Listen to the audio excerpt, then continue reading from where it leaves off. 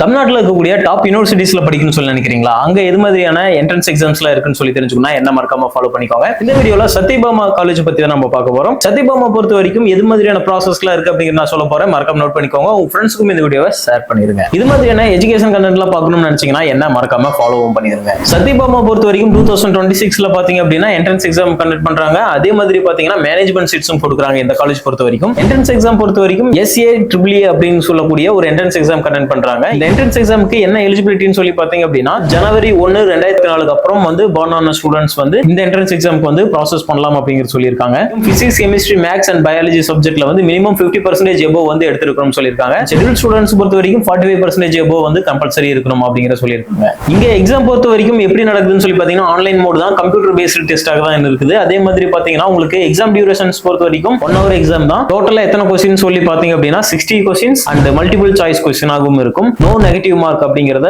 சொல்லியிருக்காங்க. Application fees பொறுத்த வரைக்கும் உங்களுக்கு எவ்வளவு நீங்க பே பண்ற மாதிரி இருக்கும்னு சொல்லி பாத்தீங்கன்னா 1000 rupees பே பண்ற மாதிரி இருக்கும். இங்க எத்தனை பேசிஸ்ல நடத்துறாங்கன்னு பாத்தீங்கன்னா இங்க 2 பேசிஸ்ல வந்து எக்ஸாமினேஷன்ஸ் கண்டக்ட் பண்றாங்க. பேஸ் 1 பொறுத்த வரைக்கும் பாத்தீங்கன்னா ரெஜிஸ்ட்ரேஷன் டேட் பொறுத்த வரைக்கும் நவம்பர் 30, 2025ல வந்து ஓபன் ஆகும் அப்படிங்கறத டென்டேட்டிவ்லி சொல்லியிருக்காங்கன்னு சொல்லலாம். இது எல்லாமே டென்டேட்டிவ் தான், மேபி சேஞ்சஸ் ஆக வாய்ப்பு இருக்கு, இல்ல இதே டேட்ல கூட இருக்க வாய்ப்பு இருக்கு. பேஸ் 1 பொறுத்த வரைக்கும் எக்ஸாம் எப்ப நடக்கும்னு சொல்லி பாத்தீங்கன்னா டென்டேட்டிவா சொல்லியிருக்காங்க ஏப்ரல் மந்த் அப்படிங்கறத சொல்லியிருக்காங்க. அதே மாதிரி பேஸ் 2 பொறுத்த வரைக்கும் மே அண்ட் ஜூன்ல நடக்கும் அப்படிங்கறதையும் இன்ஃபார்ம் பண்ணியிருக்காங்க டென்டேட்டிவ்லி. ஓகே, இந்த வீடியோ உங்களுக்கு யூஸ்ஃபுல்லா இருந்ததுன்னா இந்த வீடியோ லைக் பண்ணி உங்க ஃப்ரெண்ட்ஸ்க்கு ஷேர் பண்ணிருங்க. இதே மாதிரி வேற ஏதாவது கண்டென்ட் பத்தி பேசணும்னு சொல்லி நினைச்சீங்கன்னா கமெண்ட்லயும் கேளுங்க, அதை பத்தி பேசலாம்.